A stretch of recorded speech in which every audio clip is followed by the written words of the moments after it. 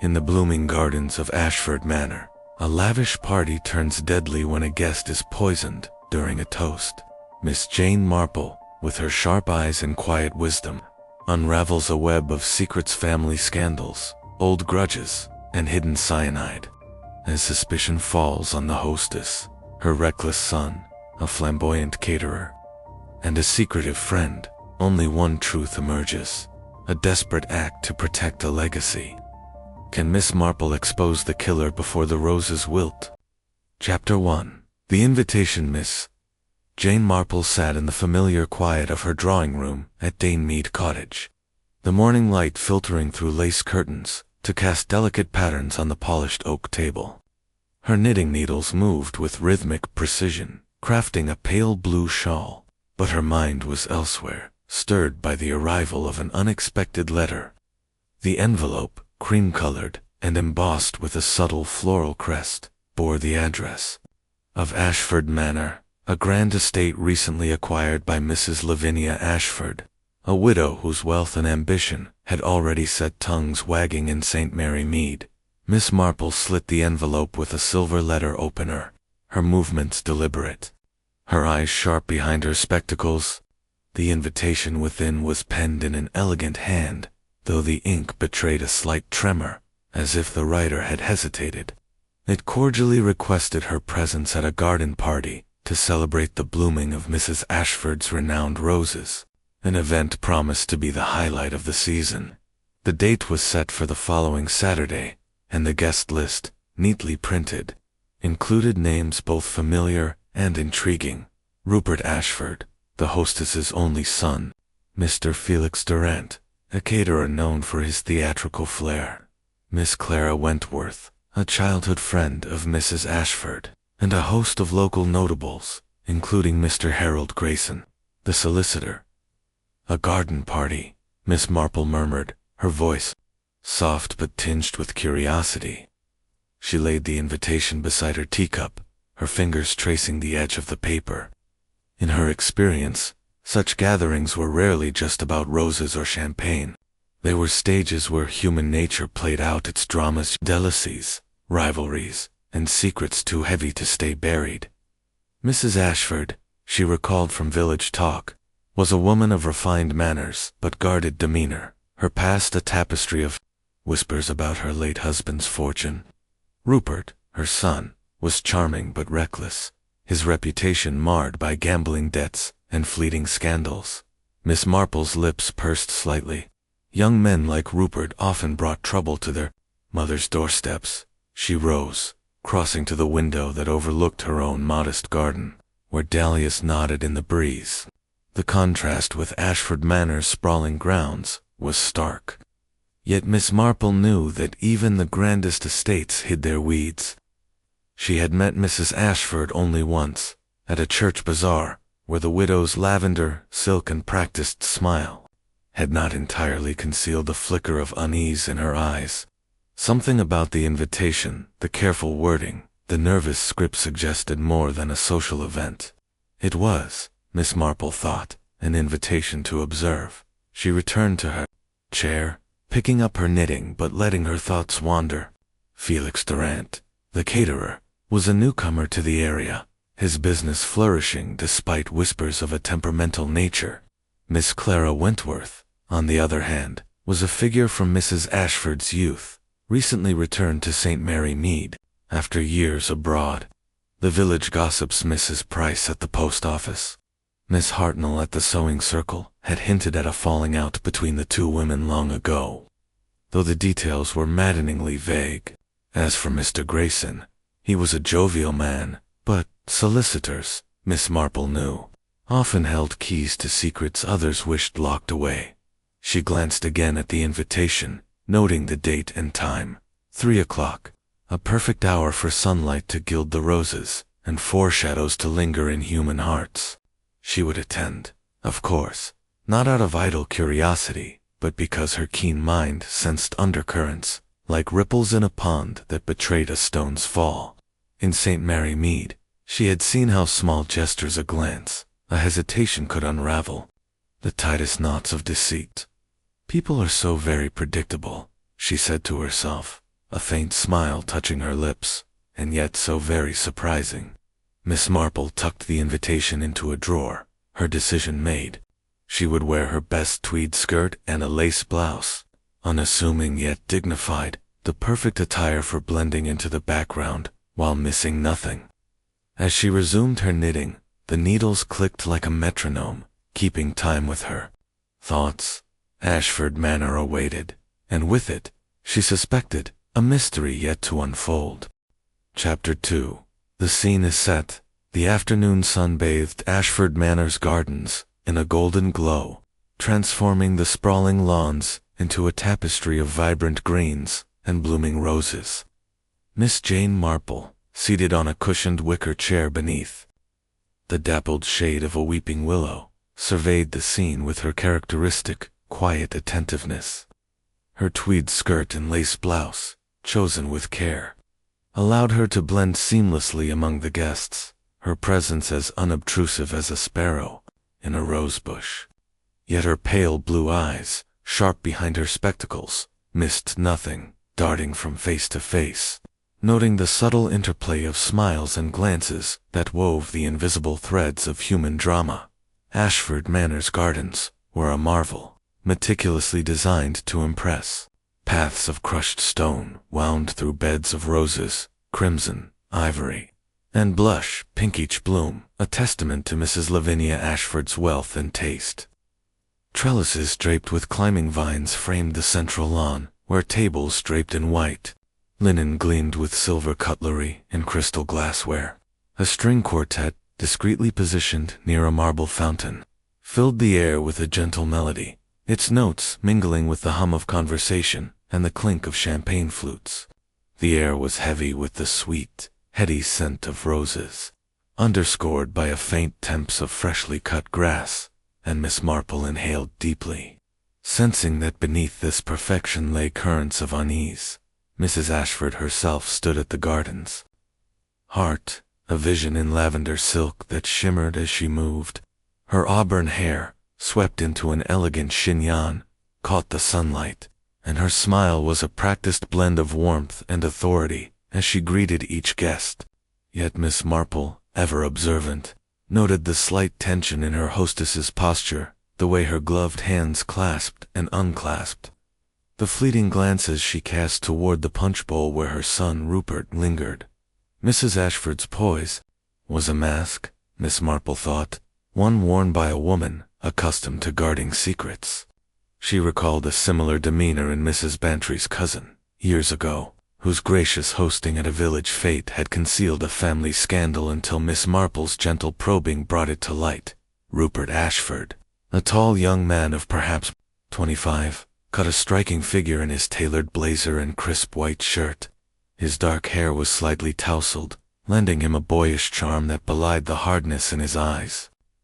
He stood by the punch bowl, a crystal glass in hand, laughing too loudly at a jest from a fellow guest, Mr. Harold Grayson, the solicitor. Miss Marple watched as Rupert refilled Grayson's glass with a flourish, his movements fluid but calculated, as if he were performing for an audience. His charm, she mused, was a weapon, much like that of young Tommy Pierce, who had once swindled half of St. Mary Mead with his winning smile before his misdeeds caught up with him. Rupert's gaze flickered toward his mother, and Miss Marple caught a flash of defiance in his expression, quickly masked by another laugh. There was friction there, she noted, the kind that simmered beneath filial devotion. Across the lawn, Mr. Felix Duran, the caterer, was a whirlwind of activity.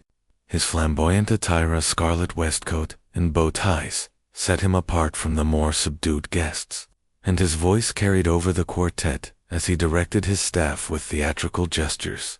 The canapes, Margaret, must be arranged in my dear artistry, he exclaimed, his hands fluttering like a conductor's. Yet Miss Marple observed a certain frenetic quality to his movements, as if his exuberance were a shield. When he paused to speak with Mrs. Ashford, his smile was overly attentive, his compliments effusive. "Your roses, dear lady, are a triumph," he declared, though Miss Marple noted that his eyes darted toward the punch bowl, where Rupert stood. Felix's reputation, she knew from village talk, was one of brilliance, tempered by a volatile temper. Mrs. Price had mentioned a row with a supplier only last week, settled only by Mrs. Ashford's intervention. Was Felix's devotion to his hostess genuine, or did it mask a deeper agenda? Miss Clara Wentworth, by contrast, stood apart, her figure solitary against a backdrop of climbing roses. Her navy dress was elegant but severe, her graying hair pulled tightly back, accentuating the sharp lines of her face. She held a glass of lemonade, untouched, and her eyes, cool and assessing, swept the crowd with a detachment that intrigued. Miss Marple. Clara had been Mrs. Ashford's childhood friend, yet there was no warmth in her posture as she watched her old companion. Instead, her gaze lingered on Rupert, her lips tightening into a thin line. Miss Marple recalled Miss Hartnell's gossip about a long-ago quarrel between Clara and Lavinia. Something about a broken engagement and a betrayal, though the details were lost to time. Clara's presence at the party, Miss Marple thought, was not one of nostalgic reunion but of obligation or, perhaps, calculation. The guests, a mix of local gentry and invited notables, mingled with the ease of those accustomed to such affairs. Mr. Grayson, the solicitor, was a jovial figure, his round face flushed with warmth as he recounted an anecdote to a small circle near the fountain. His laughter boomed, but Miss Marple noted that his eyes, too, strayed toward the Ashfords, as if he were measuring them. As a solicitor, he would know their affairs intimately, she thought, perhaps too intimately for comfort. She remembered a case in St. Mary Mead where a lawyer's knowledge of a will had led to whispered threats and, ultimately, tragedy. Grayson's role here, she suspected, was more than that of a merry guest. Miss Marple sipped her tea, served by a young maid, who moved with the nervous haste of inexperience. The tea was lukewarm, a small oversight that spoke of the strain on Mrs. Ashford's staff. Perhaps overwhelmed by Felix's exacting standards, she set the cup down and let her gaze wander, cataloguing the scene with the precision of a botanist studying a new species.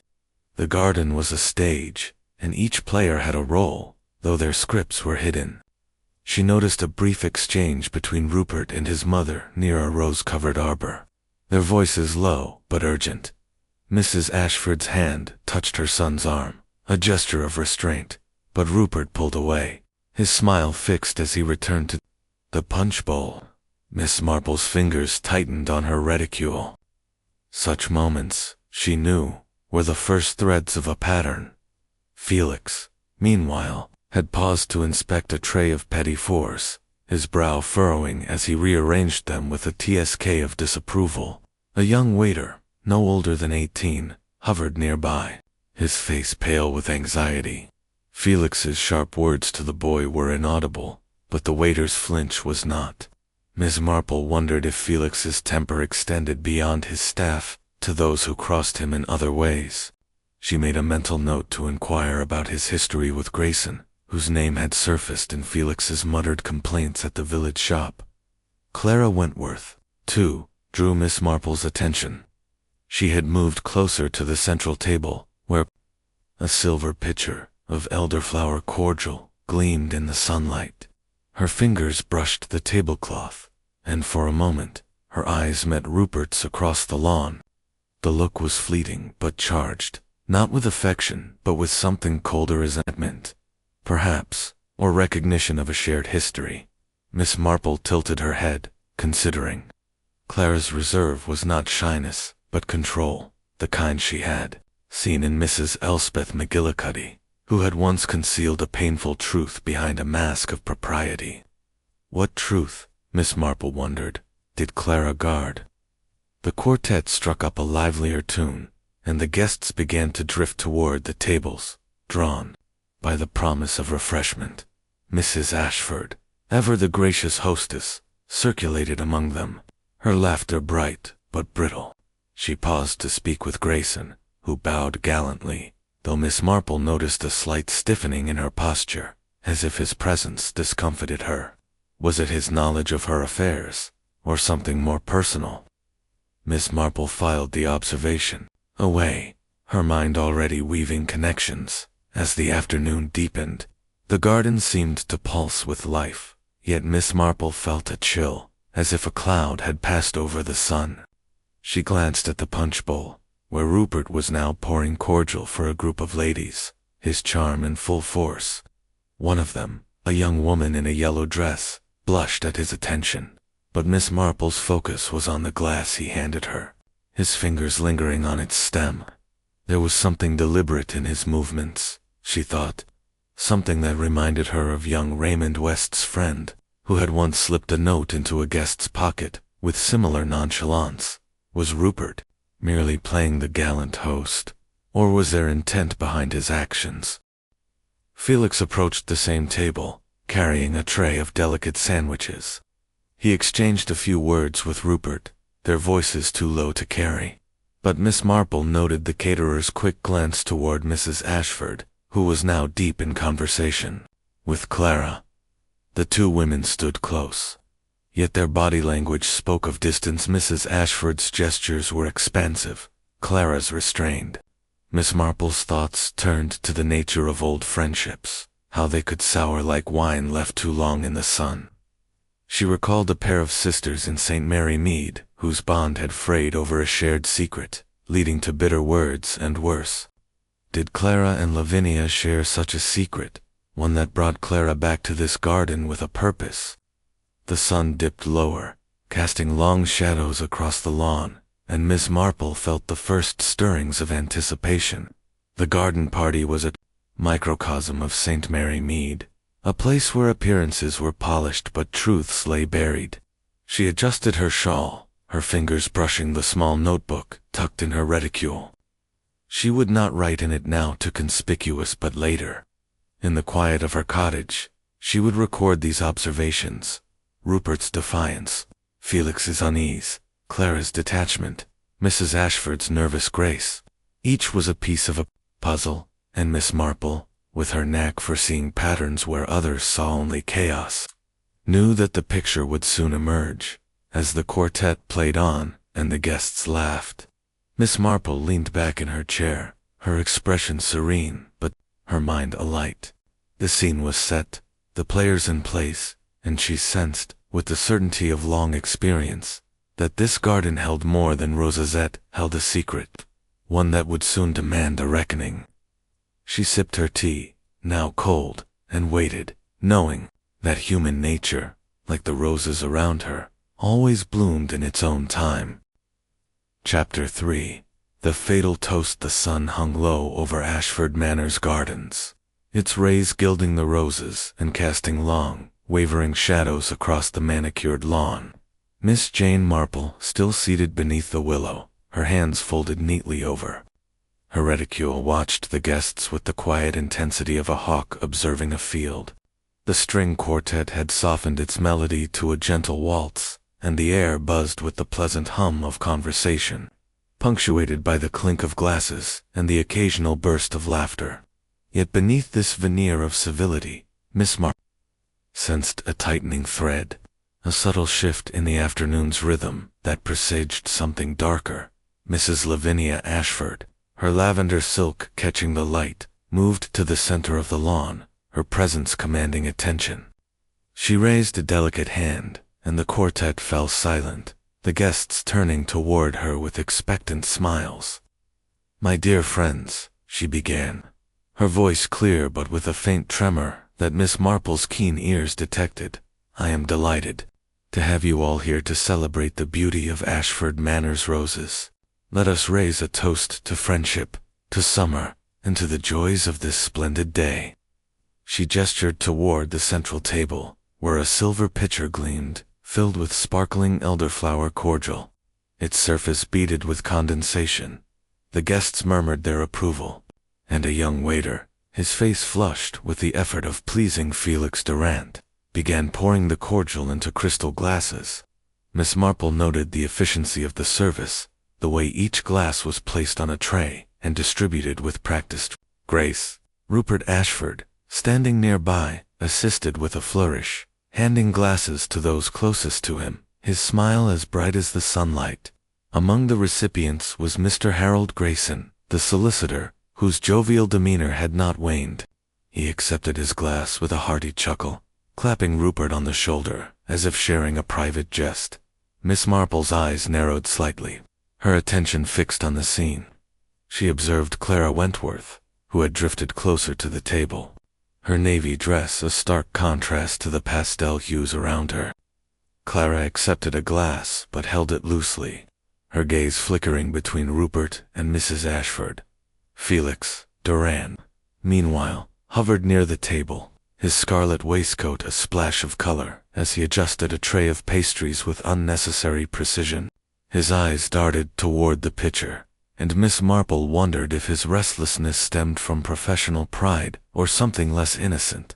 The guests raised their glasses, the crystal catching the light like prisms.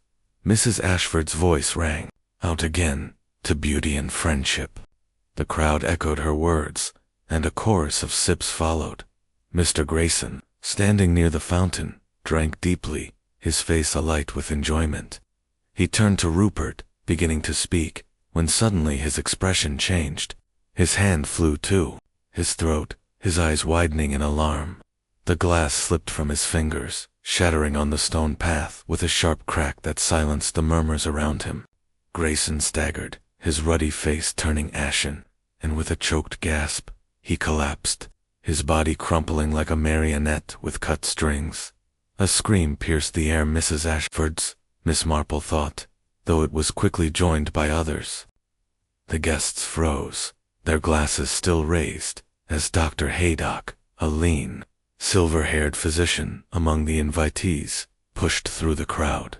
He knelt beside Grayson, his fingers seeking a pulse, his face grim. "He's gone," he said after a moment, his voice steady but heavy with disbelief. "Dead." Chaos erupted. Ladies gasped, clutching their companions. Gentlemen muttered in shock. Mrs. Ashford swayed, her hand gripping a nearby chair for support, her face as pale as her son's shirt. Rupert stood rooted by the punch bowl, his charm extinguished, his eyes wide with something Miss Marple could not quite name, fear, perhaps, or calculation. Felix Durand, his hands fluttering, barked at his staff to step back, his voice shrill with panic. Clara Wentworth remained still, her glass untouched, her expression unreadable, but her eyes fixed on the fallen man. Miss Marple's mind raced, her calm exterior belying the swift calculations within. Poison, she thought instantly, her experience in St. Mary Mead having taught her to recognize the signs. The sudden collapse, the clutching at the throat, the ashen pallor. Cyanide, perhaps, or something equally swift. She noted the shattered glass at Grayson's feet, its contents seeping into the stone path. The pitcher of cordial, she recalled, had been poured for all, yet only Grayson had fallen.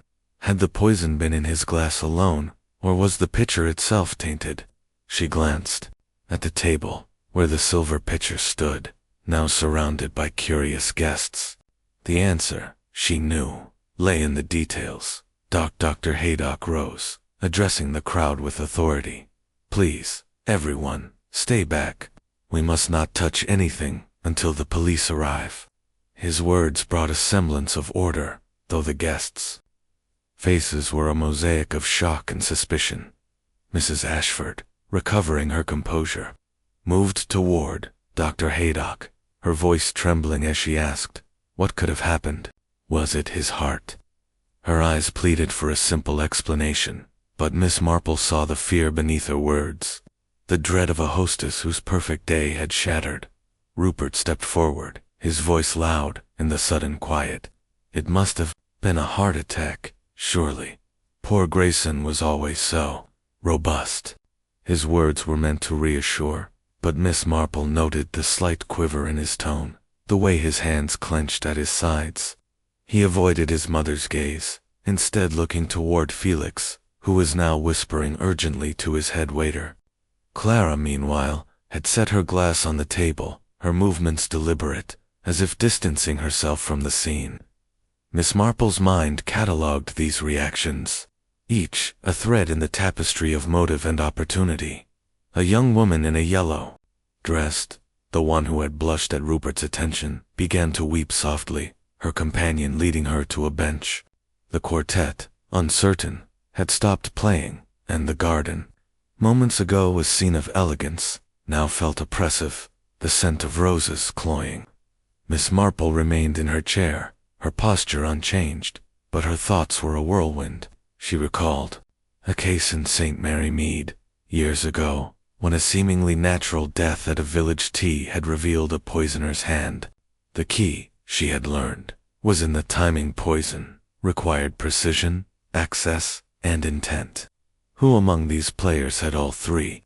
She watched as Felix approached Mrs. Ashford, his face a mask of concern. "Lavinia, my dear, you must sit down. This is a dreadful shock." His tone was solicitous, but Miss Marple noted the way his eyes flicked toward the picture, as if assessing its role in the tragedy. Was he worried for his reputation, or something more? Clara, too, moved closer, her voice low as she murmured something to Mrs. Ashford, who nodded absently. The two women, old friends yet so distant, seemed bound by an unspoken tension, and Miss Marple wondered what history lay between them.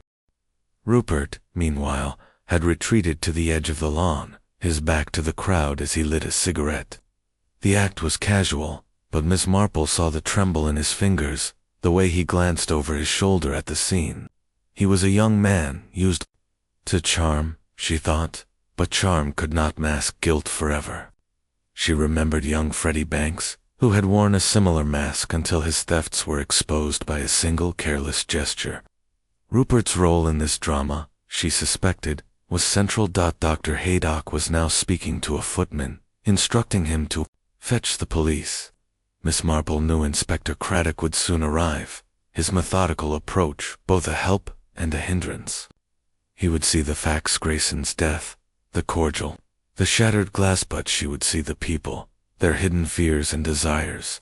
She rose, smoothing her skirt, and approached the central table, her steps slow but purposeful. She did not touch the pitcher or the scattered glasses, but her eyes traced their arrangement, noting the proximity of each suspect to the table before the toast. Rupert had poured, Felix had overseen, Clara had lingered, and Mrs. Ashford had presided. Any of them, she thought, could have acted in a moment of distraction, as the guests began to disperse. Shepherded by Dr. Haydock's authority, Miss Marple returned to her chair, her mind already sifting through possibilities.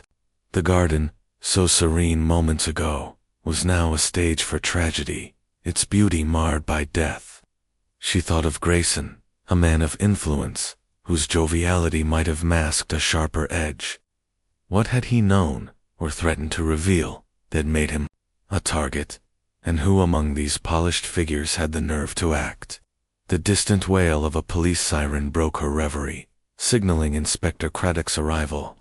Miss Marple adjusted her shawl, her expression serene but her mind alight with questions. The fatal toast had set the scene, and now the players would reveal themselves, one glance, one word at a time.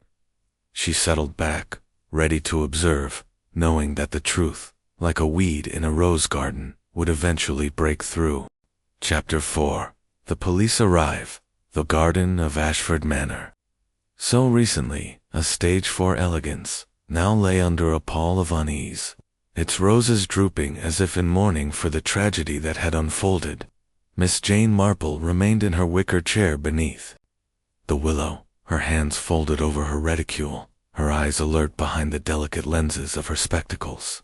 The shattered remnants of Mr. Harold Grayson's glass glittered on the stone path, a stark reminder of the sudden death that had silenced the laughter of the garden party. The guests, their faces etched with shock, hovered in small clusters, their whispers a low hum against the distant wail of an approaching police siren. Inspector Craddock arrived with the brisk efficiency of a man accustomed to order, his dark suit a contrast to the pastel hues of the garden. His lean face, set with determination, scanned the scene as he stepped from the police car. followed by a young sergeant and a constable, carrying a leather case. Dr. Haydock met him near the fountain, his silver hair catching the fading light. As he recounted the events, Grayson's collapse, the symptoms of poisoning, the untouched pitcher of elderflower cordial, Craddock listened, his pencil scratching notes in a small black book, his expression one of controlled impatience. Miss Marple, unnoticed by the bustling officers, observed his methodical approach, recalling how his thoroughness in a past case in St. Mary Mead had nearly overlooked a vital clue until her gentle nudge set him right. Craddock addressed the guests, his voice firm but not unkind. "I must ask you all to remain here until we've taken your statements. This is a serious matter, and we need to establish exactly what happened." He gestured to the constable, who began cordoning off the area around the central table, where the silver pitcher stood like a silent witness. The sergeant, a nervous young man named Harris, collected the remaining glasses, handling them with gloved hands, as if they might bite. Miss Marple noted the care taken with the evidence, her mind already turning to the poison's delivery. Cyanide, she suspected, given the speed of Grayson's demise, required a precise hand, someone with access and opportunity. The inspector began his interviews, starting with Mrs. Lavinia Ashford, who stood near the rose-covered arbor, her lavender silk now seeming garish against her pallor. She clutched a handkerchief, her eyes darting toward the crowd as she spoke. "I can't imagine how this happened," she said, her voice trembling but controlled. "Mr. Grayson was so lively. We were all drinking from the same pitcher. It must be a terrible accident." Her words were earnest, but Miss Marple, watching from her vantage point, saw the way Mrs. Ashford's gaze lingered on her son, Rupert, who stood apart, his face a mask of strained composure. There was fear in her eyes, Miss Marple thought, not just for the tragedy but for something or someone closer to home. Craddock's questions were direct. "Did you see anyone tamper with the pitcher or Mr. Grayson's glass, Mrs. Ashford?" She shook her head, her gloved hands twisting. "The handkerchief, no one. The staff handled the cordial, under Mr. Durant's direction. I was busy greeting guests." Her voice faltered, and Miss Marple noted the hesitation, reminiscent of Mrs. Clement's nervous denials when her husband's sermon notes went missing, only to be found in a rival's hands. Mrs. Ashford knew more than she was saying, Miss Marple suspected, though whether it was guilt or protection remained unclear. Next, Craddock turned to Rupert, who had extinguished his cigarette and now stood with his hands in his pockets, his charm replaced by a guarded demeanor. "I was just helping with the drinks," Rupert said, his tone light but his eyes wary. Grayson was in high spirits, joking about old times. I handed him a glass, same as I did for others. "Nothing unusual," Craddock pressed him. "Did you notice anything odd about the pitcher or the glasses?" Rupert shrugged, a touch too casually. "Not a thing. Ask Felix, he was fussing over everything." Miss Marple's lips pursed slightly. Rupert's deflection was smooth, but his quick glance toward the caterer betrayed a need to shift attention. She recalled young Tommy Pierce, whose easy lies had unraveled when pressed about a stolen bicycle. Rupert, she thought, was cut from similar cloth. Felix Durant was next, his scarlet waistcoat a beacon as he approached Craddock with a flourish that seemed forced. "This is a calamity, Inspector," he declared, his hands gesturing wildly. "My staff are impeccable, the cordial prepared under my strict supervision. I tasted it myself this morning, perfectly safe." His indignation was theatrical, but Miss Marple caught the bead of sweat on his brow, the way his eyes flicked toward the table where the pitcher stood. Craddock, unmoved by the dramatics, asked who had access to the pitcher after it was poured. Felix hesitated, then listed his staff, 2 waiters and a kitchen assistant, but insisted they were trustworthy. "If there was poison, it wasn't my doing," he added, his voice dropping. Miss Marple wondered if his fears stemmed from professional ruin or a deeper guilt. recalling a baker in St. Mary Mead whose vehement denials had masked a petty theft. Clara Wentworth was the last of the key suspects to be questioned, her navy dress as severe as her expression. She stood straight, her hands clasped, and answered Craddock's questions with clipped precision. "I was near the table briefly, but I didn't touch the pitcher or any glasses," she said. "I was speaking with Lavinia when the toast was proposed." Her tone was cool, her eyes steady, but Miss Marple noted the slight tightening of her jaw when Rupert's name was mentioned. "Did you know Mr. Grayson well?" Craddock asked.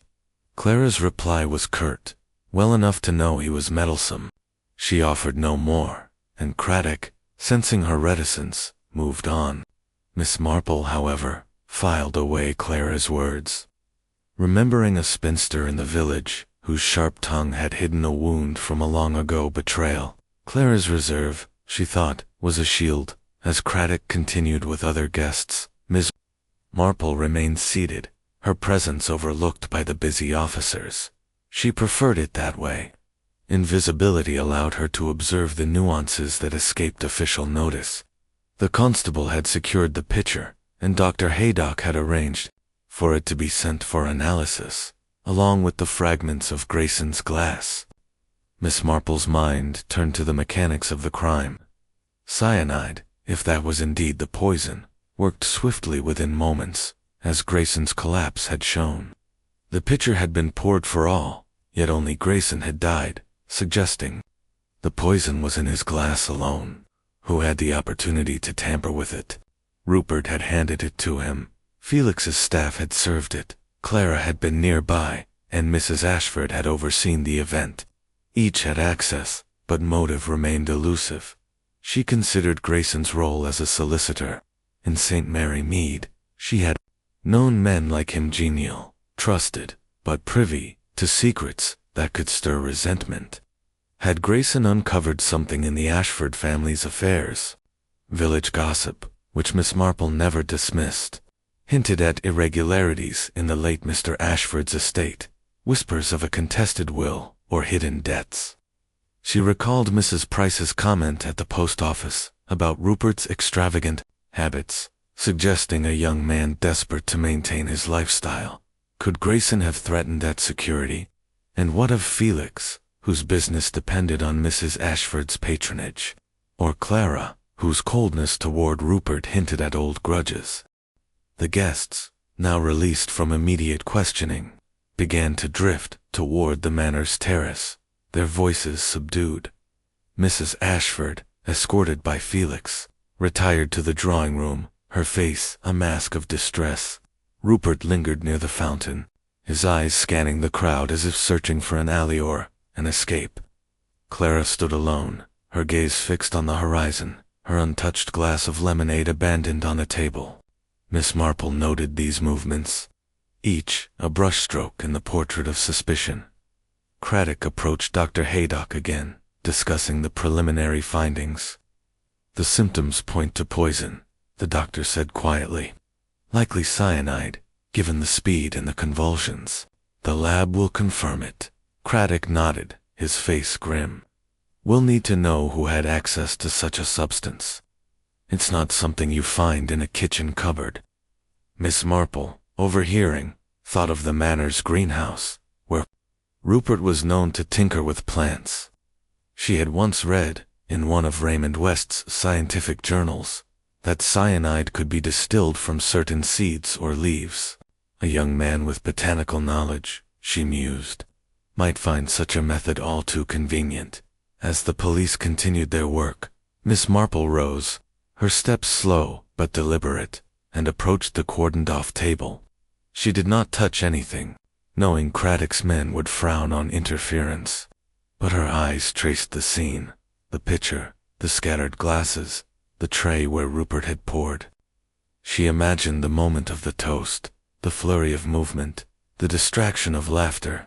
A single glass, slipped into Grayson's hand, could have been poisoned in an instant. She glanced at Rupert, now speaking to a constable, his charm reasserting itself. He was clever, she thought, but cleverness often tripped over its own ambition. The sun was setting now, casting a crimson glow over the garden, and Miss Marple felt a chill despite the warm air. The police would do their work, but she knew the truth lay not just in evidence, but in the hearts of those present. She returned to her chair, her mind sifting through the day's observations. Mrs. Ashford's fear, Rupert's deflection, Felix's panic, Clara's restraint.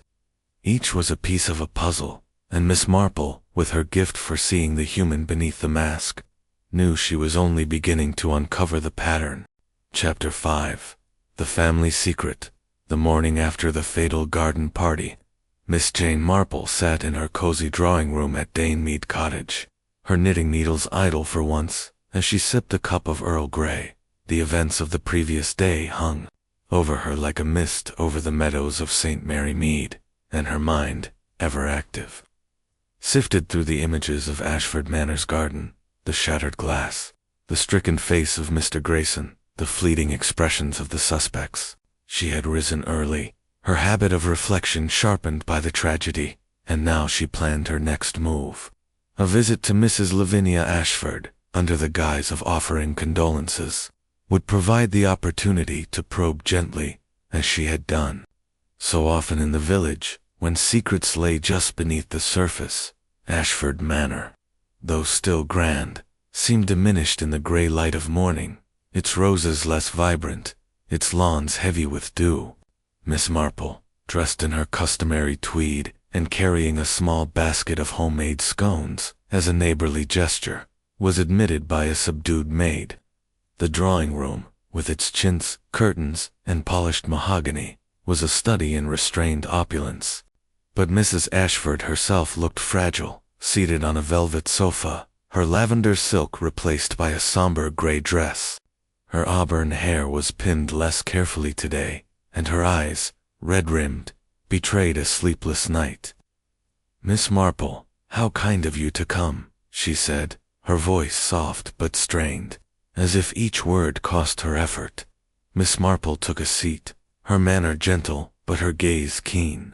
"I was so dreadfully sorry to hear of yesterday's tragedy," she began, her tone warm with sympathy. "Poor Mr. Grayson, it must have been a terrible shock for you, as hostess." Mrs. Ashford nodded, her hands twisting a lace handkerchief. "It was unimaginable. To think such a thing could happen here, in my garden." Her voice broke, and Miss Marple, ever attuned to nuance, noted the tremor, not just of grief, but of fear. She recalled Mrs. Bantry's similar distress when a body was found in her library, a distress that masked concern for her husband's reputation. Was Mrs. Ashford protecting someone, or something? Over tea, poured by the same nervous maid from the party, Miss Marple steered the conversation delicately. "Mr. Grayson was such a jovial man," she said, her voice light. "I understand he was your solicitor. He must have been a great help with the estate." Mrs. Ashford's cup paused midway to her lips, and her eyes flickered with something worry. "Perhaps, or caution? Yes, he was. Very thorough," she replied, choosing her words with care. "He came to the manor last week to discuss some matters concerning my late husband's will. He was inquisitive, as solicitors often are." The hesitation in her voice was slight, but to Miss Marple it was as loud as a church bell. She thought of old Mr. Raffles, a St. Mary Mead solicitor, who had once uncovered a forged deed, much to the chagrin of the family involved. Grayson, she suspected, had stumbled upon something equally delicate. Miss Marple leaned forward, her expression one of kindly concern. "It must be difficult, managing such a large estate alone, and with Rupert to consider such a charming young man. But young men do need guidance, don't they?" Mrs. Ashford's face tightened, her fingers crumpling the handkerchief. "Rupert is spirited," she said, her voice barely above a whisper. "He has his father's ambition, but not always his judgment." The words were a confession of sorts, and Miss Marple noted the protective instinct beneath them. The same instinct she had seen in Mrs. Price when her son was caught pilfering from the shop. Mrs. Ashford, she thought, was shielding Rupert, but from what? The conversation turned to lighter topics, the roses, the weather, but Miss Marple's mind was elsewhere, piecing together fragments. Village gossip, gathered from Mrs. Price and Miss Hartnell, had long hinted at irregularities in the Ashford estate. There were whispers of a codicil to Mr. Ashford's will, one that might alter Rupert's inheritance, perhaps tied to a scandal best left buried. Miss Marple recalled a similar case in St. Mary Mead, where a young heir had forged a document to secure his fortune, only to be undone by a single careless word. Rupert, with his expensive tastes and reckless charm, fit the pattern of a man desperate to hold on to his future. Had Grayson's inquisitiveness threatened that? She glanced around the room, noting the portraits on the walls, stern men and elegant women, the Ashford lineage on display. One portrait, of a man with Rupert's dark eyes, must be the late Mr. Ashford, she thought. His gaze seemed to follow her, and she wondered what secrets he had taken to his grave. "You must be proud of Rupert," she said, returning to the subject with a smile. "He was so attentive at the party, helping with the drinks." Mrs. Ashford's face paled, and she set her cup down with a clink. "Yes, he likes to be helpful," she said, her voice faltering. Miss Marple's heart quickened. The mention of the drinks had struck a nerve. Before she could press further, the door opened, and Rupert himself entered. His blazer rumpled, his face shadowed with fatigue. "Miss Marple," he said, forcing a smile. "Mother didn't mention you were visiting." His tone was polite, but his eyes were wary, and Miss Marple noted the way he positioned himself between her and his mother, as if guarding her. "I was just offering my sympathies," Miss Marple said, her voice mild. "Such a dreadful event. You must be shaken, having been so close to poor Mr. Grayson." Rupert's smile tightened. "It was a shock, yes, but these things happen. Heart attacks, I mean." His dismissal was too quick, and Miss Marple saw Mrs. Ashford's hand tremble, her eyes fixed on her son. She did not linger long, sensing the strain in the room, as she took her leave, thanking Mrs. Ashford for the tea. She paused at the door, her eyes catching a glimpse of a leather-bound ledger on a side table, its pages marked with a ribbon. It was likely nothing, she thought, but in St. Mary Mead, she had learned that even the smallest detail, a receipt, a letter, could unravel a mystery. She made a mental note to inquire about Grayson's recent work, perhaps through Dr. Haydock, who was friendly with the solicitor's clerk. Outside, the manor's gardens were quiet, the police tape gone, but the memory of tragedy lingering. Miss Marple walked slowly down the drive, her mind turning over the morning's conversation. Mrs. Ashford's fear, Rupert's defensiveness, they pointed to a secret, one tied to the estate, and Grayson's role as solicitor. She thought of the codicil, the whispers of Rupert's precarious position. Illegitimacy, perhaps, or a debt that threatened the family's standing. In St. Mary Mead, she had seen how such secrets could drive desperate acts, like the time Miss Pullet poisoned a rival to protect her inheritance. Rupert, she suspected, was capable of similar desperation. As she reached the village, Miss Marple paused by the church, its spire a comforting landmark. She would need more than intuition to unravel this tangle. But intuition was her guide, honed by years of observing human nature. Mrs. Ashford's protectiveness, Rupert's guarded charm, the ledger on the table, they were pieces of a puzzle, and she felt the familiar thrill of fitting them together. She would speak to Dr. Haydock next, and perhaps to the vicar, who often heard confessions of a different sort. The family secret, she knew, was the key, and Miss Marple, with her quiet persistence, was determined to unlock it. Chapter 6. The Caterer's Tale. The High Street of St. Mary Mead was bathed in the soft light of late morning, as Miss Jane Marple made her way to the small, impeccably kept shop of Felix Durant, caterer extraordinaire, as the gilded sign above the door proclaimed. The events of the garden party lingered in her mind, sharp and vivid as the roses that had framed the tragedy. Her visit to Mrs. Ashford had confirmed her suspicions of a family secret, but to unravel the threads of motive, an opportunity, She needed to understand the other players. Felix Durant, with his theatrical flair and nervous energy, was a puzzle piece that demanded closer inspection. Armed with a pretext of inquiring about catering for a church bazaar, Miss Marple stepped into the shop, her tweed skirt and modest hat rendering her as unassuming as ever. The interior was a study in controlled chaos, with polished counters displaying delicate pastries and silver trays, while behind them, shelves groaned under jars of preserves and neatly stacked linens. The air carried the warm scent of fresh bread, undercut by a faint temps of lemon polish. Felix himself was at the counter, his scarlet waistcoat a splash of color against the pristine white of his apron. He was arranging a tray of eclairs with the precision of a jeweler, his hands darting with restless energy. When he looked up and saw Miss Marple, his face broke into a smile that was equal parts charm and strain. "Miss Marple, a pleasure, truly," he said, wiping his hands on a cloth. "What brings you to my humble establishment?" Miss Marple returned the smile, her eyes crinkling with kindly warmth. "I was hoping to discuss catering for our next church event," she said, her voice gentle but deliberate. "Your work at Mrs. Ashford's party was so impressive before the tragedy, of course."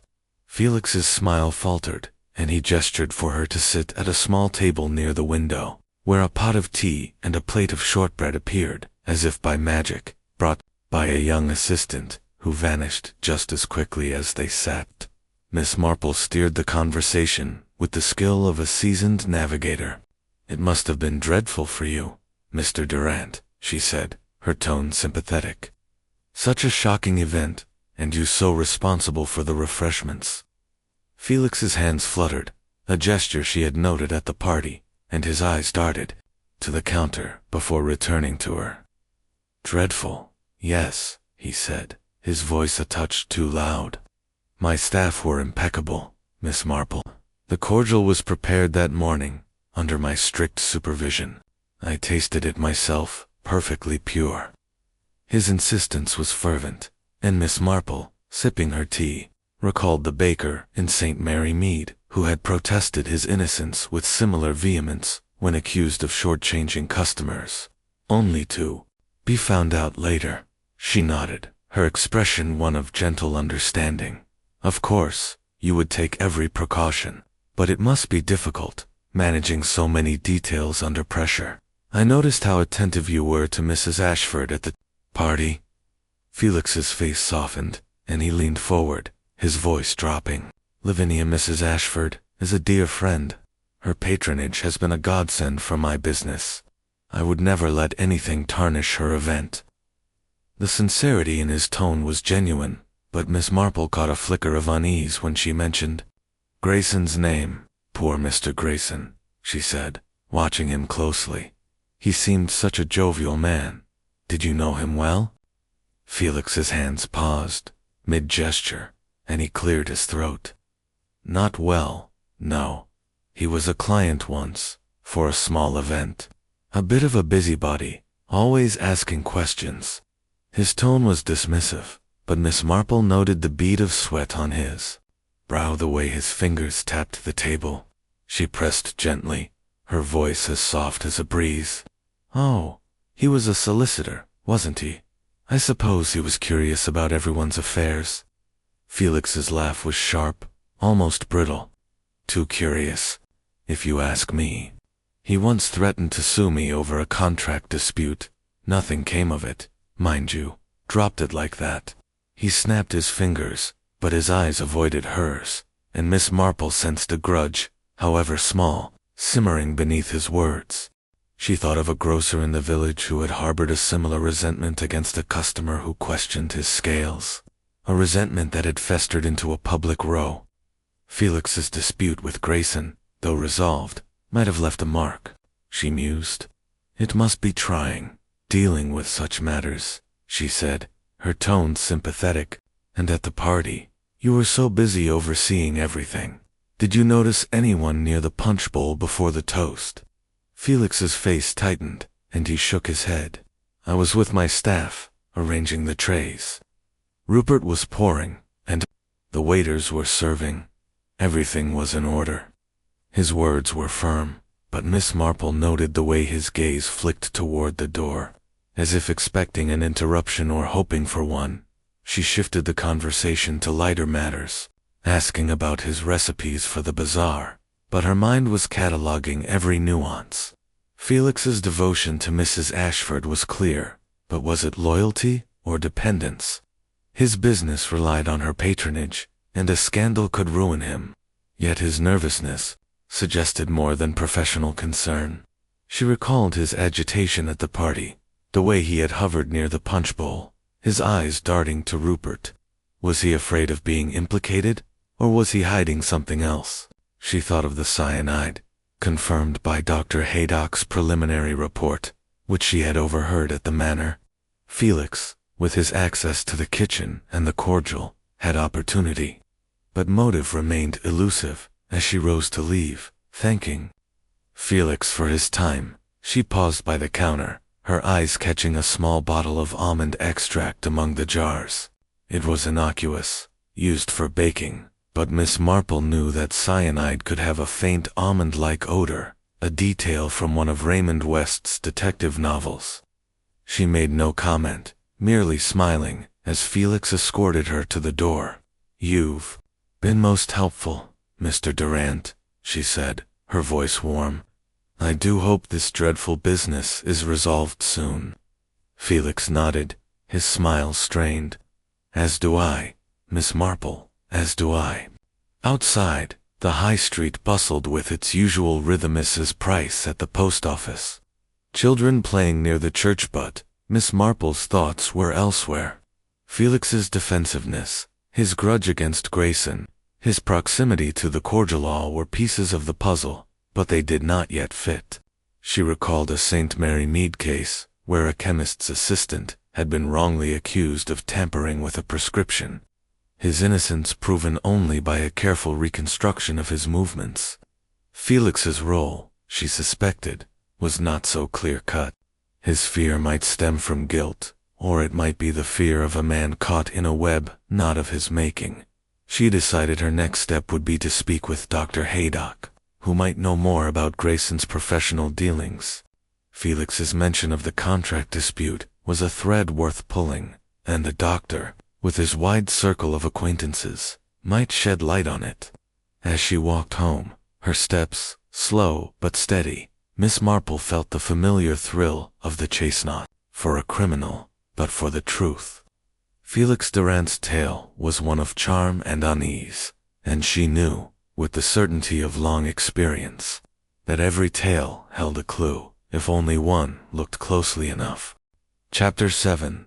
The Childhood Friend. The quiet lanes of St. Mary Mead were dappled with sunlight as Miss Jane Marple made her way to the modest cottage of Miss Clara Wentworth, a basket of freshly picked apples from her garden serving as her pretext for the visit. The events of the garden party at Ashford Manor, now 2 days past, lingered in her mind like the aftertaste of bitter tea. Her conversations with Mrs. Ashford and Felix Durant had sharpened her sense of the undercurrents swirling around Mr. Grayson's death, but Clara Wentworth, with her cool reserve and enigmatic presence, remained an elusive piece of the puzzle. Miss Marple, her tweed skirt brushing the hedgerows, approached the visit with the same gentle determination she had applied to countless village mysteries, knowing that even the most guarded hearts could reveal their secrets under a kindly gaze. Cottage, tucked behind a low stone wall, was a study in understated elegance. Its whitewashed exterior was framed by climbing clematis, and the small garden was meticulously tended, though less ostentatious than Ashford Manor's sprawling grounds. Miss Marple knocked softly, and the door opened to reveal Clara, her navy dress as severe as it had been at the party, her graying hair pulled tightly back. Her face, lined but composed, showed a flicker of surprise at the sight of her visitor. "Miss Marple," she said, her voice cool but courteous. "What a pleasant surprise. Do come in." The invitation was formal, lacking warmth, and Miss Marple noted the slight tension in Clara's posture, reminiscent of Miss Pollitt, who had once guarded a painful secret behind a similar mask of propriety.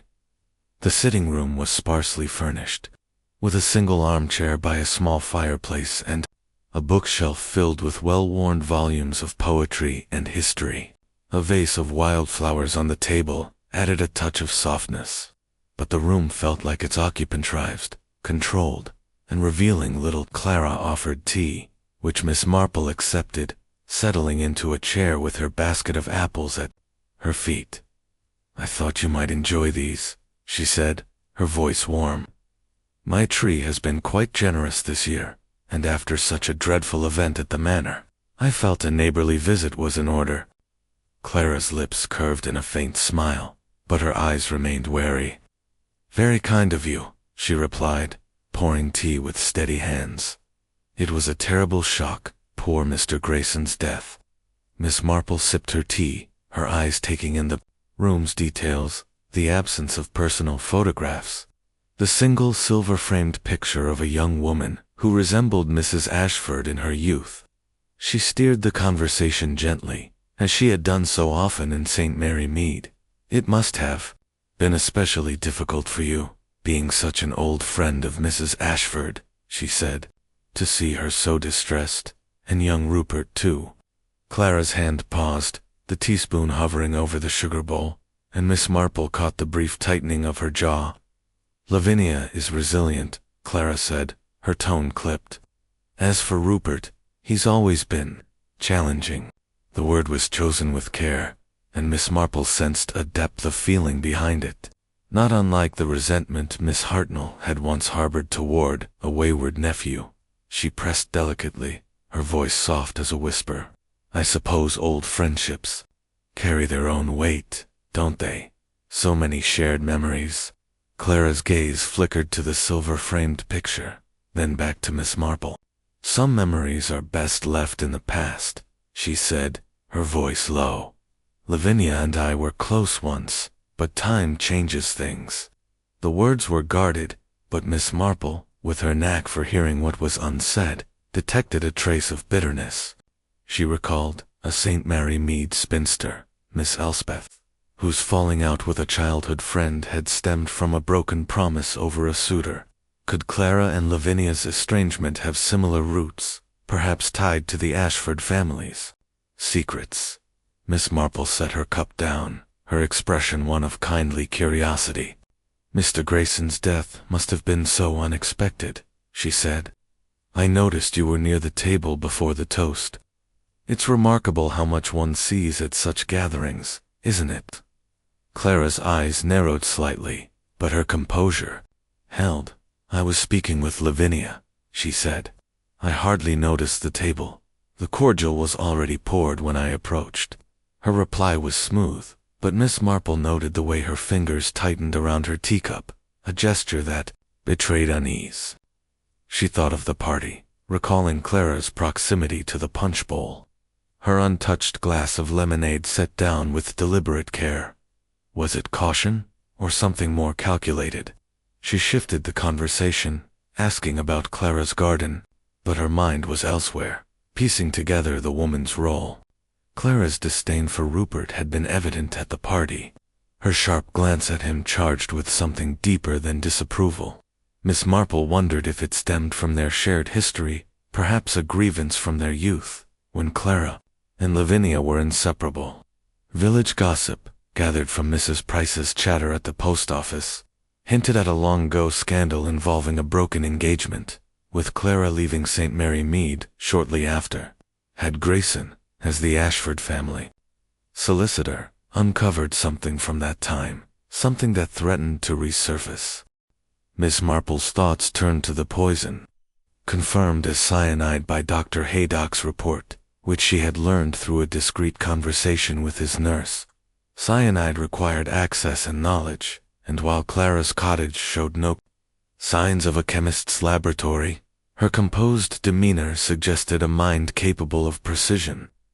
Miss Marple recalled a case in St. Mary Mead, where a quiet governess had used her botanical knowledge to deadly effect, her calm exterior hiding a vengeful heart. Clara's restraint, she thought, might conceal a similar resolve. As the conversation wound down, Clara's politeness remained impeccable, but her answers grew briefer, her eyes flickering toward the clock. Miss Marple rose, thanking her for the tea and leaving the basket of apples on the table. "You've been most gracious," she said, her smile warm. "I do hope we can put this tragedy behind us soon." Clara nodded, her expression unreadable. "I hope so too, Miss Marple." But as she closed the door, Miss Marple caught a glimpse of her standing still, her hand resting on the silver-framed picture, her face shadowed with something like regret. Outside, the air was crisp, and Miss Marple walked slowly, her mind sifting through the visit, Clara's reserve, her veiled bitterness toward Rupert, her guarded comments about Lavinia. They pointed to a wound from the past, one that Grayson's meddling might have reopened. She thought of the codicil to Mr. Ashford's will, the whispers of Rupert's precarious inheritance. Could Clara's motive lie in an old betrayal, perhaps tied to the Ashford family's secrets? Or was her role merely that of a bystander, her detachment a shield against involvement? Miss Marple decided her next step would be to consult the vicar, who often knew the village's older scandals through confessions and confidences. Clara's history with Lavinia, and her evident dislike of Rupert, were threads worth pursuing. As she neared her cottage, the church spire rising against the sky, Miss Marple felt the familiar stir of intuition. Clara Wentworth's tale was one of restraint and hidden pain, and in St. Mary Mead, such tales often held the key to unraveling the darkest truths. Chapter 8. A pattern emerges. Miss Jane Marple sat at her small writing desk in the quiet of Dane Mead Cottage, the late afternoon light filtering through the lace curtains to cast intricate shadows on the polished wood. Her knitting lay abandoned in its basket, replaced by a neat stack of notepaper where she had jotted down her observations from the past few days. The tragedy at Ashford Manor weighed on her mind, not as a single event, but as a tapestry of human motives and missteps, each thread demanding careful scrutiny. The death of Mr. Harold Grayson, poisoned by cyanide during a toast, was no random act, she was certain, and her visits to Mrs. Ashford, Felix Durant, and Clara Wentworth had sharpened her sense of the pattern forming beneath the surface. She sipped a cup of chamomile tea, her eyes scanning her notes, which were written in her precise, spidery hand. Mrs. Ashford's nervous protectiveness, Rupert's guarded charm, Felix's theatrical unease, Clara's cool reserve each offered a glimpse into the tensions that had simmered at the garden party. Miss Marple leaned back, her thoughts drifting to St. Mary Mead's own history of secrets, where a misplaced letter or a careless word had often unraveled a mystery. Here, too, she sensed a secret at the heart of the tragedy, one tied to the Ashford family and Grayson's role as their solicitor. But to see the whole picture, she needed to connect the motives and opportunities of the players. Mrs. Ashford, she noted, had the most to lose from a scandal. Her strained demeanor during their tea suggested a woman guarding her family's reputation, perhaps fearing exposure of a flaw in her late husband's estate. Village gossip, which Miss Marple always weighed carefully, pointed to a codicil in Mr. Ashford's will, one that might threaten Rupert's inheritance. She recalled a St. Mary Mead case, where a widow, Mrs. Elspeth, had concealed a forged deed to protect her son's future, only to see it undone by a nosy clerk. Mrs. Ashford's fear, Miss Marple thought, was not of her own guilt but of her son's vulnerability. Could she have acted to shield him, slipping cyanide into Grayson's glass? Unlikely, Miss Marple decided, noting her hostess's distance from the punch bowl during the toast. But her protectiveness might blind her to Rupert's actions. Rupert, the charming but reckless son, was the most obvious suspect. His proximity to the punch bowl, his role in pouring Grayson's glass, and his evasive answers to Inspector Craddock all pointed to opportunity. Miss Marple's notes detailed his tense exchange with his mother at the party, his defiance when questioned, and his quick dismissal of Grayson's death as a heart attack. She thought of young Tommy Pierce, whose glib lies had crumbled under scrutiny in a village theft case. Rupert's motive, she suspected, lay in the codicil perhaps, a revelation of illegitimacy, or a debt that would strip him of his inheritance. His knowledge of botany, gleaned from village talk about his greenhouse experiments, made cyanide an accessible weapon. Yet his boldness in pouring the drinks seemed too conspicuous, almost as if he courted suspicion to deflect it. Felix Durant, the caterer, presented a different puzzle. His flamboyant protests of innocence and his nervous energy suggested a man afraid of being implicated. But Miss Marple wondered if his fear was of guilt or merely of ruin. His business depended on Mrs. Ashford's patronage, and a poisoned guest could destroy his reputation.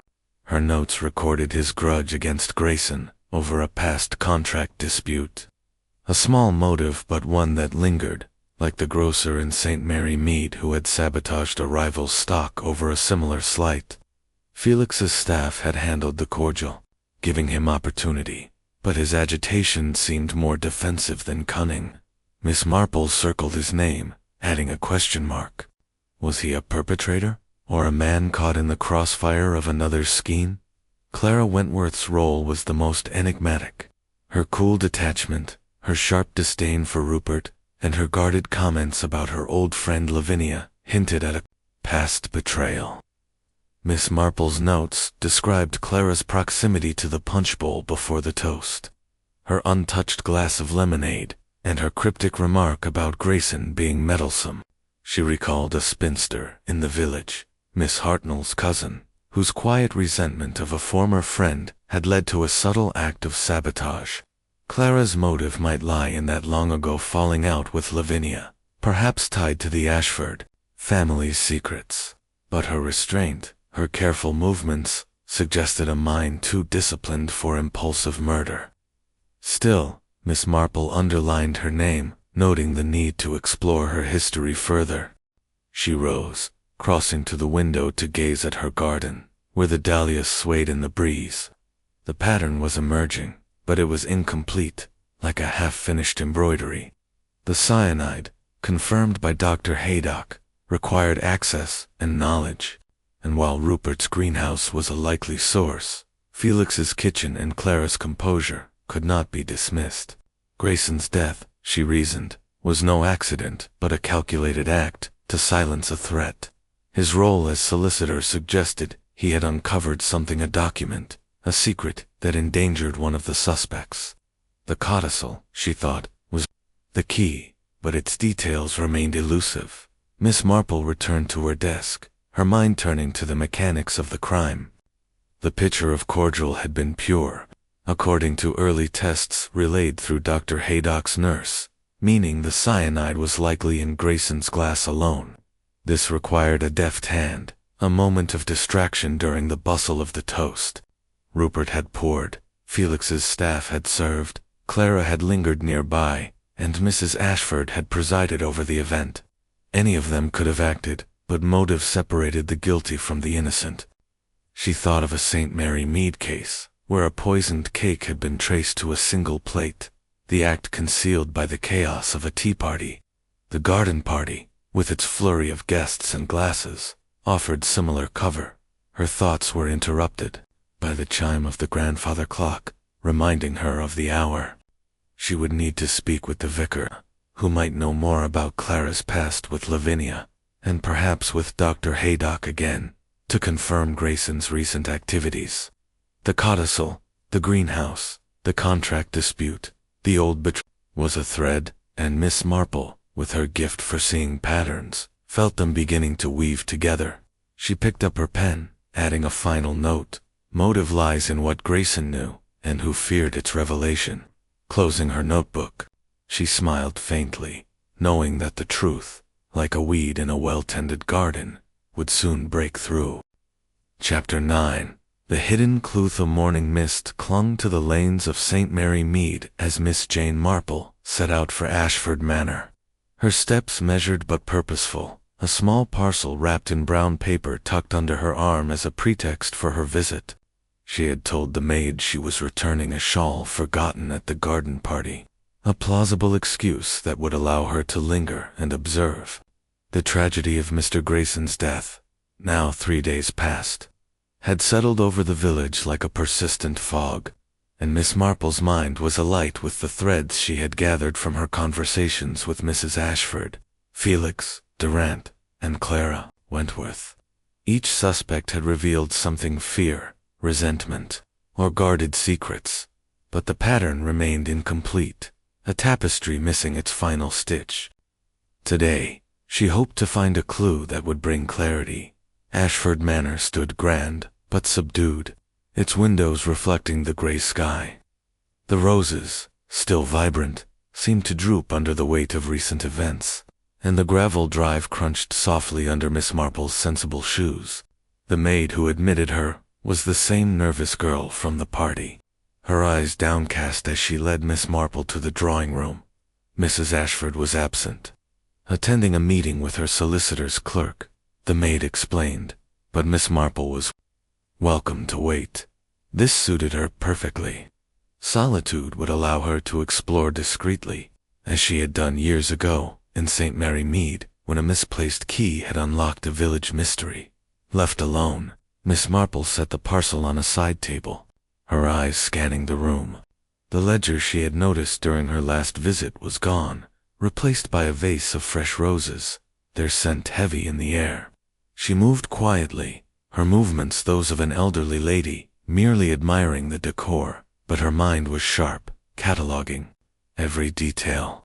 The portraits on the walls, the polished furniture, the faint dust on a bookshelf fall, spoke of a household maintaining appearances, despite strain. She recalled a St. Mary Mead case, where a hidden letter in a drawing room had revealed a blackmail scheme, and she wondered if Ashford Manor held a similar secret. Her thoughts turned to Rupert, whose botanical interests had piqued her curiosity. The manor's greenhouse, where he was said to spend hours, was a logical place to seek evidence. Excusing herself to the maid, with a vague mention of admiring the gardens, Miss Marple slipped outside, her shawl drawn close against the damp air. The greenhouse stood at the edge of the lawn, its glass panels misted with condensation, a haven of warmth amid the chill. She entered cautiously, the air thick with the earthy scent of soil and the sharp tang of fertilizers. Rows of plant orchids, ferns, and rare roses lined the shelves, their labels written in Rupert's careless hand. Miss Marple moved slowly, her eyes scanning the clutter of gardening tools and bottles. Near a pot of blooming roses, half hidden behind a stack of clay pots, she spotted a small glass vial, its label faded but legible: potassium cyanide for laboratory use. Her heart quickened, though her expression remained serene. She did not touch it, knowing Inspector Craddock would need to see it undisturbed. But she noted its position, tucked where only someone familiar with the greenhouse would look. She recalled a St. Mary Mead gardener who had used a similar vial to poison pests, only to have it misused in a fit of jealousy. Rupert, with his knowledge of plants, would know cyanide's deadlier potential, especially if distilled from certain seeds, as she had read in one of Raymond West's scientific journals. She lingered a moment longer, examining the surrounding plants. A small peach tree, its leaves curling slightly, caught her attention. Peach pits, she knew, contained cyanogenic compounds, a fact she had gleaned from a village lecture on horticulture. Could Rupert have extracted the poison himself, bypassing the need for a labeled vial? The thought was chilling, but she filed it away, her mind turning to motive. Grayson's death, she was certain, was tied to his role as solicitor, and her inquiries through Dr. Haydock's nurse had confirmed a crucial detail. Grayson had been investigating a codicil to Mr. Ashford's will, one that questioned Rupert's legitimacy as heir. The scandal, if revealed, would strip Rupert of his inheritance, leaving him destitute of motive as old as greed itself. Miss Marple left the greenhouse, her steps slow to avoid suspicion, and returned to the manor, where the maid informed her that Mrs. Ashford would be delayed. "No matter," Miss Marple said, her voice gentle. I'll leave the shawl and be on my way." As she stepped into the hall, she caught sight of Rupert descending the stairs, his face pale and his eyes shadowed. "Miss Marple," he said, forcing a smile. "Back so soon?" His tone was light, but his gaze darted to the parcel, and Miss Marple noted the tension in his shoulders, like a cat ready to spring. "I forgot my shawl," she said, her smile disarming. "The gardens are lovely, even in this weather. You must spend a great deal of time in the greenhouse." Rupert's smile tightened, and he shrugged. "A hobby, nothing more. Keeps me out of trouble." His laugh was hollow, and Miss Marple, recalling young Freddie Banks's nervous jests when caught stealing, saw the same unease in Rupert's eyes. She did not press, merely nodding as she took her leave, but her mind was racing. The vial, the peach tree, Rupert's defensiveness, they were pieces of a puzzle, and the picture was growing clearer.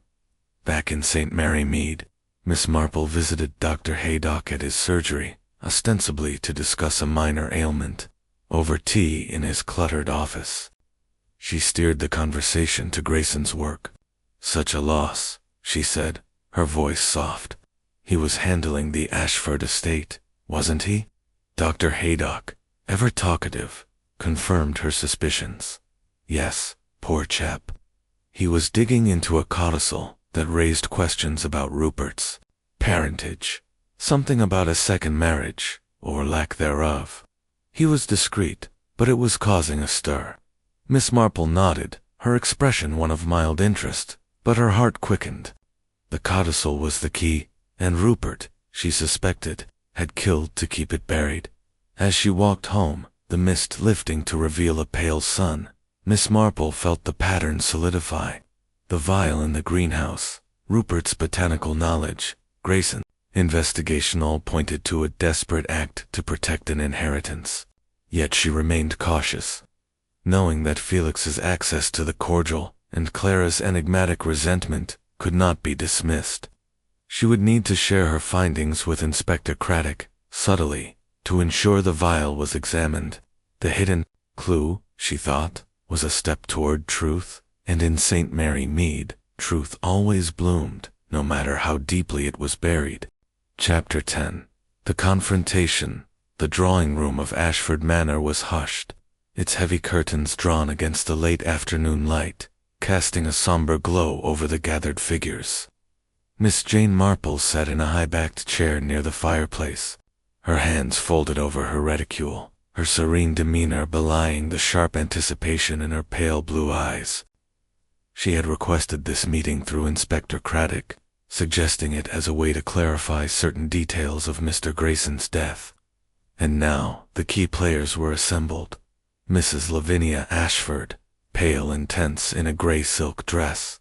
Rupert Ashford, his charm strained, standing by the window.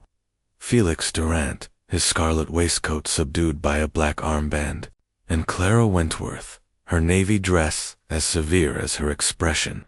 Craddock stood near the door, his notebook in hand, his face a mask of professional reserve. Though Miss Marple sensed his curiosity at her involvement, the air was thick with unspoken tension, the scent of roses from a vase on the mantelpiece, mingling with the faint mustiness of a room rarely used. Miss Marple began, her voice gentle but clear, as if addressing a parish meeting. "It's a dreadful thing, isn't it, when tragedy strikes so unexpectedly," she said, her eyes moving from one face to another. "Mr. Grayson's death was no accident, as we now know.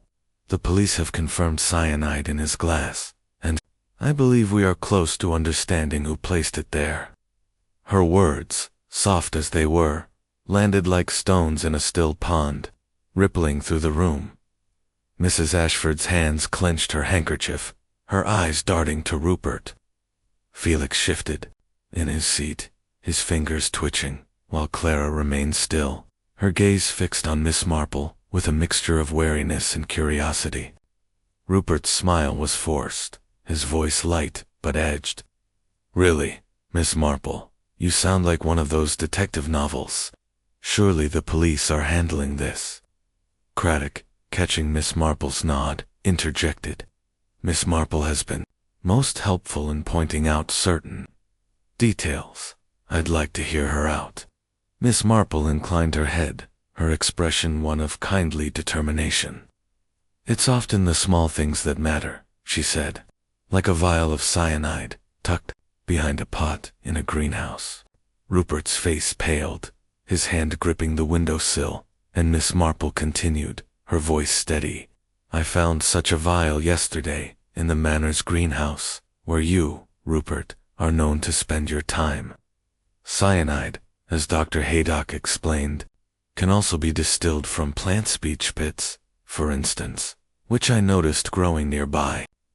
The room was silent, save for the faint tick of a clock, and Miss Marple's eyes rested on Rupert, gentle but unyielding, like a teacher addressing a wayward pupil.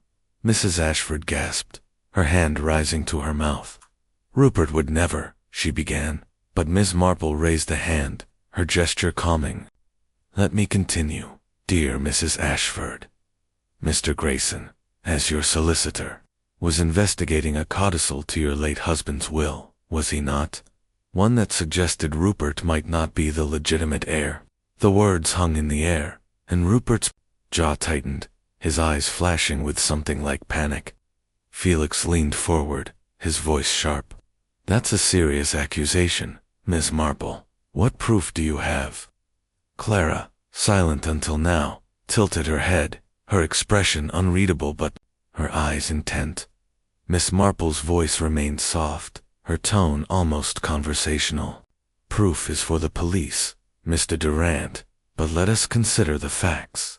The cordial was pure, as tests have shown, so the cyanide was in Mr. Grayson's glass alone.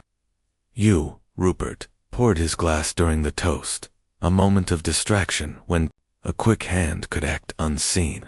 I recall a young man in St. Mary Mead, much like you, who slipped a note into a pocket during a crowded fete.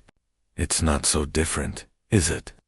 Rupert's laugh was brittle, his hands shoving deeper into his pockets. "This is nonsense. I poured for many guests. Why single me out?" Miss Marple's eyes softened, but her words were precise. "Because Mr. Grayson was a threat, wasn't he? He knew of the codicil, which could have cost you your inheritance, a scandal that would ruin your future.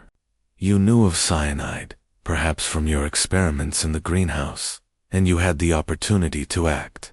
She turned to the others, her gaze sweeping the room. "Mrs. Ashford, you feared for your son, but I believe you were unaware of his actions. Mr. Durant, your staff handled the cordial, but your concern was for your reputation, not murder. And Miss Wentworth, your resentment of Rupert is old and deep, but you were too cautious to act so boldly." Clara's lips parted, but she said nothing, her eyes narrowing. Felix exhaled, his shoulders relaxing slightly, while Mrs. Ashford's face crumpled, tears welling.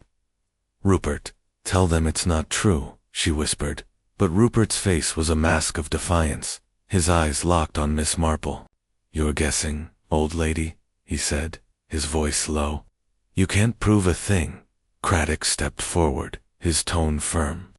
"The vial will be tested, Mr. Ashford, and we'll search the greenhouse for traces of cyanide preparation. It's best to be honest now." The room seemed to hold its breath, and Miss Marple, her hands still folded, watched Rupert closely.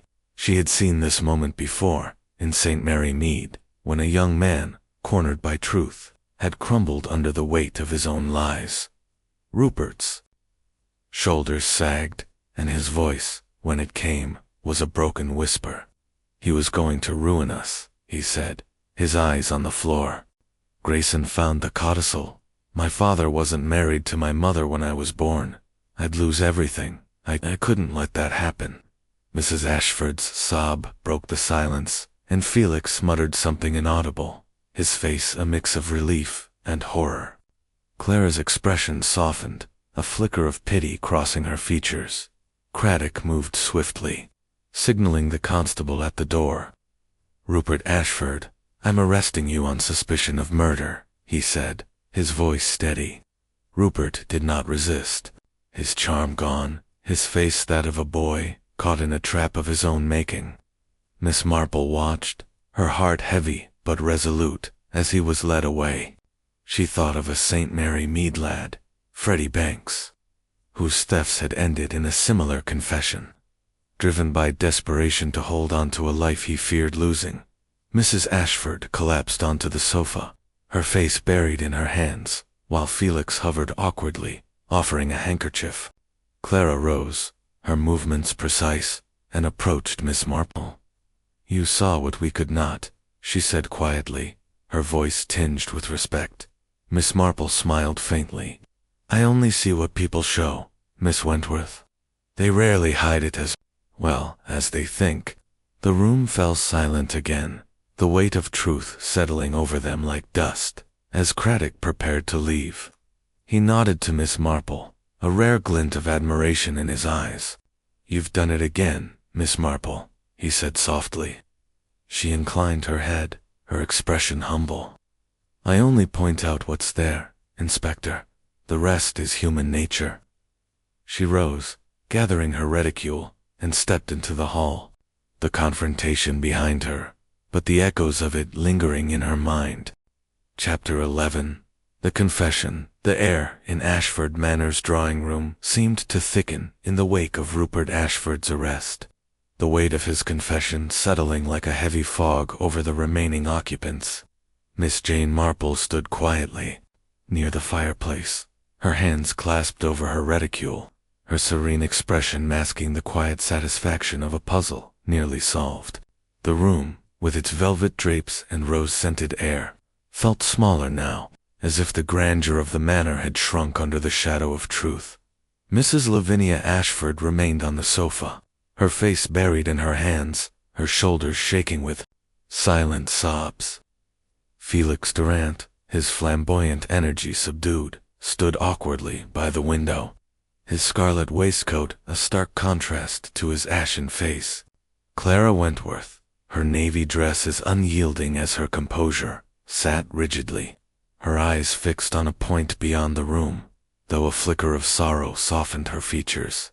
Inspector Craddock, his notebook now closed, directed his constable to secure the scene as Rupert was led out, his hands cuffed, his head bowed, the young man's confession muttered in a broken voice, admitting to poisoning Mr. Grayson to protect his inheritance, had unraveled the tension that had gripped the manor for days. Yet Miss Marple, ever attuned to the nuances of human nature, knew that a confession was only the beginning of understanding. She watched the others, noting their reactions, each a final thread in the tapestry she had woven from the garden party's tragedy.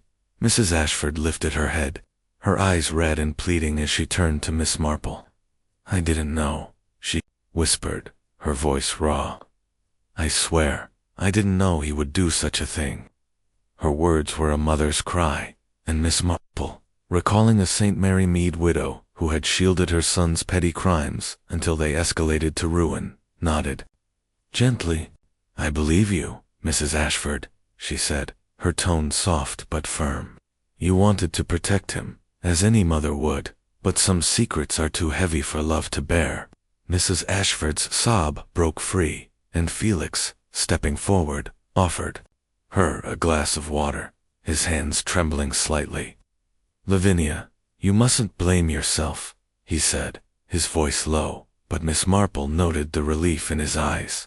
The fear of his own implication lifted. Clara rose, her movements precise, and approached Mrs. Ashford, her expression softening in a way Miss Marple had not seen before. "Lavinia," she said quietly, resting a hand on her old friend's shoulder, "we've both carried burdens from the past. Let this be the end of it." The gesture was small, but significant, and Miss Marple sensed a reconciliation, however tentative, between the two women.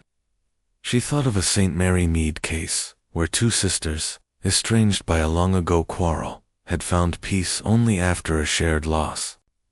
Clara's resentment, rooted in a betrayal from their youth, seemed to dissolve in the face of Rupert's downfall, her pity for Lavinia outweighing old grudges. Felix, now pacing near the window, muttered to himself, "Such a waste, such a dreadful waste." His theatrical flair was gone, replaced by a weary sincerity. Miss Marple watched him, noting his genuine distress, and recalled their conversation in his shop. His grudge against Grayson had been real but petty, not the stuff of murder. His role, she concluded, was that of a man caught in the periphery, his fear driven by the vulnerability of his business rather than guilt. "You did your best, Mr. Durant," she said kindly, and he paused, meeting her gaze with a nod. "I only wanted the party to be perfect," he said, his voice breaking. Miss Marple smiled faintly, thinking of the village baker who had wept when his reputation was cleared after a false accusation. Craddock, preparing to leave, approached Miss Marple, his face a mix of respect and exasperation. "You've a knack for this, Miss Marple," he said quietly. "The vial in the greenhouse, the codicil, it's all, as you said. We'll have the evidence tested, but Rupert's confession seals it." She inclined her head, her expression humble. "I only see what's there, Inspector. People are rarely as clever as they think." Craddock's lips twitched, a rare smile, and he turned to escort Mrs. Ashford to another room, where she could compose herself away from prying eyes. As the others dispersed, Felix to check on his staff, Clara to sit with Lavinium's Marple lingered, her eyes tracing the room's details, the portraits, the roses, the faint outline where the ledger had once rested. Rupert's confession had confirmed her suspicions, but she felt no triumph. Only a quiet sadness for the lives undone by one desperate act. She thought of Rupert's charm, so like young Freddie Banks, who had stolen to fund a fleeting dream, only to lose everything. The codicil, the cyanide, the greenhouse, they were the tools of his fear, wielded to protect a future that was never truly his. Miss Marple gathered her reticule and stepped into the hall, where the maid, still nervous, handed her the forgotten shawl. "Thank you, my dear," she said, her voice warm, and she made her way out into the cooling evening. The manor's gardens were silent, the roses now shadowed, their beauty marred by the memory of death. She walked slowly, her mind reflecting on the confession, the final piece of a puzzle that had begun with a toast and ended in truth. In St. Mary Mead, she had seen how desperation could twist even the brightest hearts. And Rupert, with his reckless ambition, was no exception. The confession, she knew, was not the end, but a beginning of justice, of healing, and of the slow mending of broken bonds. Chapter 12. The garden restored. The sun rose gently over St. Mary Mead, its rays filtering through the mist to touch the rooftops with a soft golden glow. Miss Jane Marple sat in her small garden at Dane Mead Cottage, her knitting needles clicking rhythmically as she worked on a pale blue shawl, the same one she had begun before the fateful garden party at Ashford Manor. The village was stirring, its familiar rhythms of morning children laughing on their way to school, the clatter of milk bottles at the post office, bringing a sense of normalcy after the turmoil of the past week. Yet Miss Marple's mind, ever active, lingered on the resolution of Mr. Grayson's murder, the confession of Rupert Ashford, and the ripples it had sent through the lives of those involved. Her garden, modest compared to the grandeur of Ashford Manor, was a haven of order. Dahlias, in neat rows, a trellis of sweet peas, and a small bench where she often sat to think.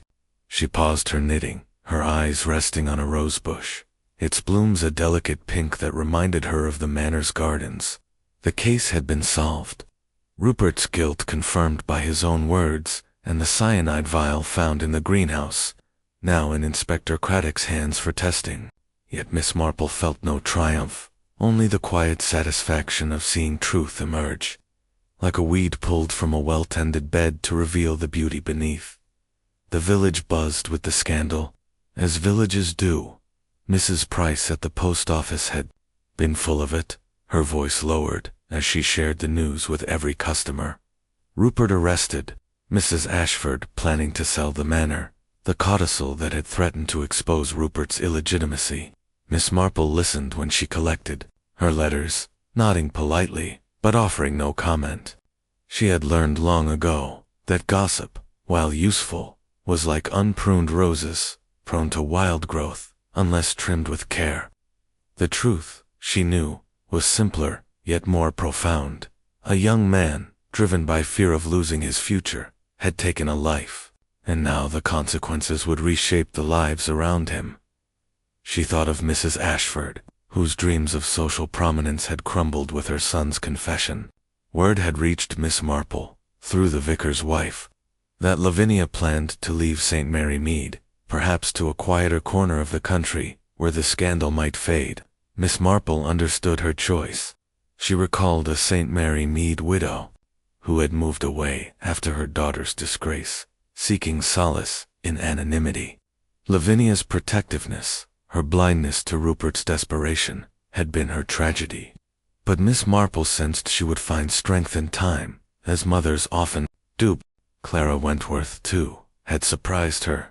The vicar, over tea the previous day, had shared a glimpse of Clara's past, a broken engagement to a man who had chosen Lavinia, leaving Clara to nurse a quiet resentment for decades. Yet, at the confrontation, Clara's gesture of comfort to her old friend had hinted at reconciliation. Miss Marple had seen such moments before, in St. Mary Mead, where old wounds healed in the face of shared loss. Clara, she thought, would remain. In the village, her sharp tongue softened, her cottage a place of quiet reflection rather than bitter memory. Felix Durant's business, to Miss Marple's relief, had weathered the storm.